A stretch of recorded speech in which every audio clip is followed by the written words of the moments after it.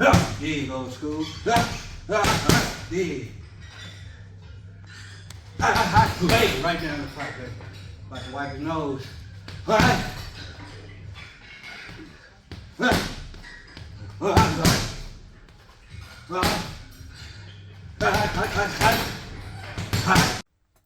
What is good with the YouTube? Fight fans all over the world. It's your boy, the realest of the real. Yes, sir, I said it. Real talk boxing. It is a privilege, an honor, and a major blessing to be back with you beautiful people yet again. Regis Prograis says he don't care what nobody says. He don't care what nobody thinks. I'm locked in. I'm focused. I'm disconnected from the world. And I'm ready to go. I'm ready to prove myself.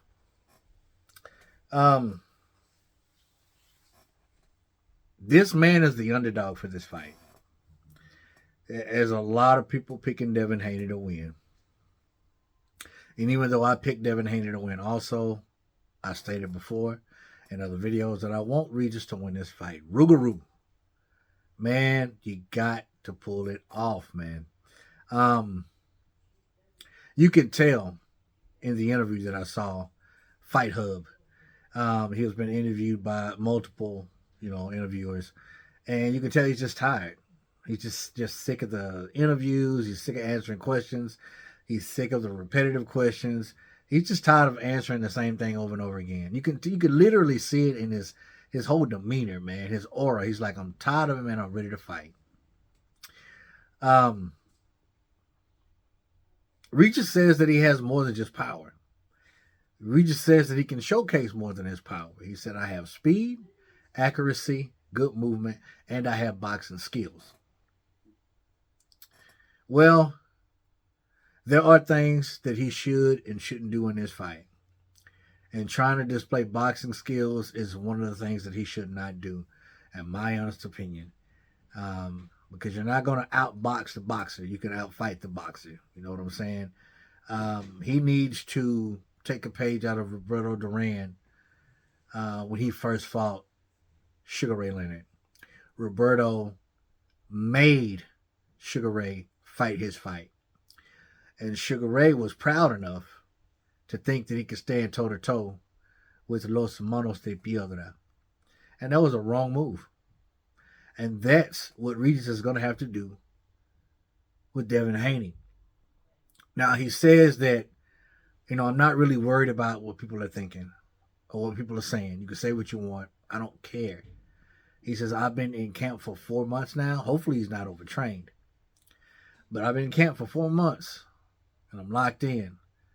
And he says, I see myself hurting him, and I see a brutal stoppage. He said, I can't get it out of my mind. He said, I see me stopping this guy in a bad way, which is very possible. But there's only one way to do that, okay? Now, Haney, of course, he's going to have to be ready for Haney to clinch on the inside. Haney's not going to work close. He's not going to want to work close with Rougarou. So you better be practicing and training to pull out that free hand and work that free hand. Because he's going to be holding you on the inside. And I hope and pray that you're learning how to cut off the ring and not follow Devin Haney around, because Devin Haney has a nice jab. It's fast and it's strong. And he can hit you with it and will hit you with it. Now, I do believe that Prograis' skills are underrated. Even though they're not the best, I think they're a little underrated because he does have good head movement. At the waist, though, his movement and his slips remind me a lot of James Toney, a lot of the old school fighters, you know what I'm saying? Jersey Joe. That's how his movement looks to me when he's slipping punches. And he doesn't utilize the pullback counter much at all. He's a southpaw. So he doesn't, instead of using the pullback counter because he's short and he's shorter than most of his opponents, he elects to use the slip to the inside left. And then he comes over and counters with the straight left hand. And if he touches you with that left hand, you either rot, drunk, or you're getting dropped.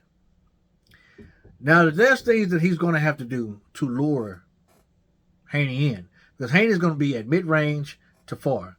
away because he understands distance. He's long and he's rangy, and he utilizes it to a T. He's going to have to do something to invite Devin Haney in. Now, Prograis is notorious for letting that right hand hang low, a la Roy Jones Jr. And I used to try to mimic that myself when I was boxing in the amateurs. Sometimes it worked, but in the very beginning, all it gave me was a bloody nose because all I was catching was jabs. But he does that to lure his opponent in. But I don't think he should do that. I don't, because he'll eat that jab all night. And Haney will blind him with that jab and come with that cross. And a lot of times, you'll see Regis Prograis throw up a high guard. That's to lure the fighter in too. And I think he should take that approach facing Devin Haney than letting that right hand hang low. Because any good boxer, any technically sound boxer, when he sees the high guard, what is he going to do? What is he going to do? Boxing one-on-one is going to the body. And I believe Devin Haney is going to jab down to that body. And that's going to allow him to come in close enough to where Prograis can catch him with a counter shot and then follow up. Now, see, when Regis throws his punches, he doesn't throw one or two shots. He throws in combinations. But I gotta harp on this. You got to get Devin to come in close. You got to counter him, and you got to counter him effectively. And you got to work the body from bell one. You got to work the body. Throw up your high guard. You're going to have to give up that body. Devin, he'll take the bait. And you got to catch Devin with some clean shots coming in. Now, you got to be careful doing that as well, because you hit Devin with a clean shot or a shot that hurts him, 9 times out of 10, you ain't gonna hit him with that shot again. So, Regis, we understand that you have more in your arsenal, and I believe that they're underrated, but they don't stand up to the level of Devin Haney. So, don't go in there trying to box this guy, because he's going to box your lips off.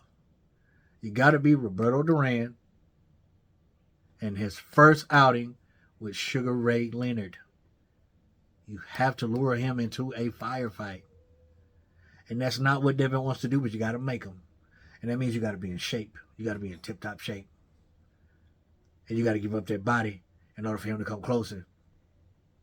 And when you get Devin Haney hurt, you better get him out of there. Because I still feel like, even though you're the champion, they're not going to give you the decision. Get ready to cut off that ring. Get ready to be clenched on the inside. Free up your hands and fight on the inside. And make it nasty. A dog fight. Because I can see it in his body language. He's just so sick of this. He's ready to fight and get it over with. And he has something to prove. The champion has something to prove. That is crazy. But it's a tall task. But Regis, bruh, I hope you pull it off. Devin, if you end up boxing his lips off, kudos to you. Even though I'm not rooting for you, I'm not going to throw no shade. Do what you got to do, young man. I'm going to be there Saturday night, man. I got to work overtime Saturday, but I think I'll be off in time to catch that fight. And if I catch it early enough, I'm going to do a live stream for the main event. So be ready, all right? Tell me what you think about this. Comment down below. Let your boy Real Talk know. As always, respect all, fear none.